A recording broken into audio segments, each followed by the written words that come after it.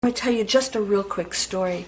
When I was back in Atlanta and I had gotten divorced and I was living in a condo, I met a woman who was pretty rough, and she had a little dog.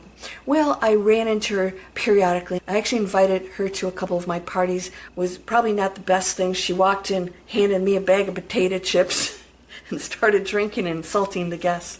But I saw past that. Well, one day she wasn't around, and I asked management, what happened to Ellen? And they said, Ellen got seriously ill and she's in the hospital. I said, who's taking care of the dog? Management said they went in once in a while and let him out. I found out where Ellen was, what hospital. I took the dog in, which was not easy. He was peeing all over the place. He hadn't been treated like a normal dog, but he stayed with me for well over a month. And I went to the hospital, and I was the only person that visited Ellen. I brought her flowers and a card. I spent time with her, and she cried. And she didn't want me to leave. She gave me the keys to her apartment, and she was so thankful.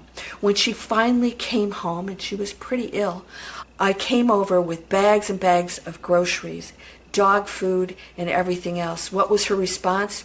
That's not the kind of pizza I want. I prefer pepperoni. But I saw past Ellen's pain, and I know that she was thankful. She actually died shortly after that. And the dog did go to a good place. I checked on that. But I have to tell you, I felt so good about what I did. Despite the fact that I had pee stains and scratch marks on the doors, I knew that somebody left this earth knowing that somebody cared about them.